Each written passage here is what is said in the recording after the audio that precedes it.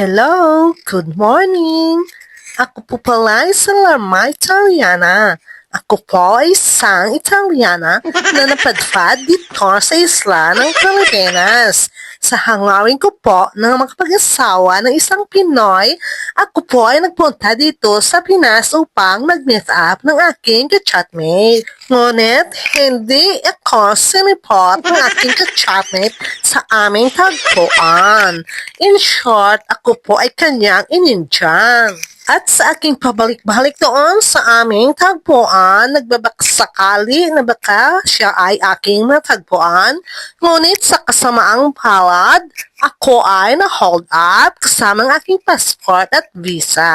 Kaya ako ngayon ay naging palaboy-laboy na lang. Buti na lang makapaghanap ako ng trabaho bilang isang kasambahay. At itong araw nga ito ang aking first day sa aking trabaho. Binigyan ako ng chance ng isang Pinoy na mag-asawa na makapagtrabaho dito sa kanilang kondo. Ang aking trabaho nga pala dito ay all around. Wala po dito ang aking ama at amo. Nasa ibang bansa, kasalukuyang nagpa-travel. At ito nga, sinabihan nila ako na magdala daw ako ng crutch para sa kanilang fur baby para naman makilala agad ako ng kanilang mga anakis na apat ng paa. At ito nga, chinecheck ko ang bawat sulok ng kanilang kondo. At ang dami ko yasang ayusin dito kasi ang gulong-gulo. Chinek ko nga ang kanilang kusina kasi ako'y nagugutom na. Kaya lang, para wala namang may makain doon, lahat naman mga panis. Sinabihan ako ng aking ama na babae na ako na daw bahala magloto kung anong aming uulamin palagi at kasama ng tatlo niyang mga anak at tatlo niyang mga apat na paa na anak. Kasalukuyan niyang nasa paaralan ang tatlo niyang bugoy, kaya ang tatlong apat na paa na lang ang nandito kasama ko. Buti na lang may nakita akong Spanish bread sa lamesa at yun ang kinain ko at naibsa naman ang aking gutom. Hindi pa nga pala kami nag-uusap ng aking ama at amo ng aking sisweldohin.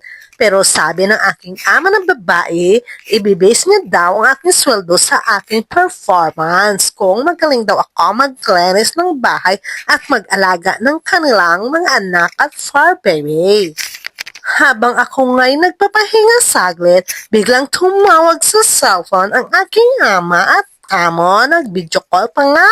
Tinatanong nila kung nakarating na daw ako sa kanilang kondo. Ang sabi ko naman, oo, hindi naman ako nawala kasi nag-taxi lang ako. Ina-instruction na nga nila ako ng mga dapat kong gawin, lalo na ng aking mga daily routine dito sa kanilang kondo. Gigising daw ako ng maaga upang ipagluto ang kanilang mga anak pagpasok sa eskwela. Ang sabi ko naman, wala pang problema kasi hindi naman ako natutulog. Ang daming hinabilin sa akin ni Man, pero yung iba hindi ko maintindihan. Ang sabi ko sa kanya, ako nang bahala dito sa mga anak niya at sa mga alaga niya.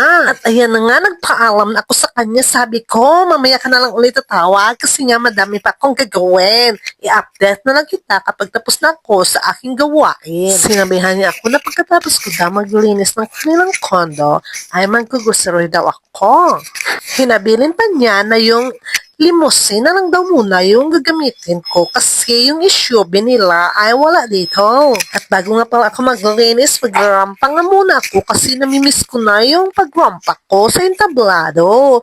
Hindi niyo po maitanong, ako po isang model doon sa Italia. At inumpisahan ko na nga ang paglinis dito sa kanilang kondo. Mukhang ang dami kong lininisin kasi nga ang dugyot-dugyot. Hanggang dito na lang muna ang aking vlog. Magparcho na lang tayo kasi nga mayroon pa akong gagawin. Ang hirap naman kasi mag-voice over. Mabuti na lang talaga at marunong na ako mag-Tagalog. So, see you sa part 2. Ciao!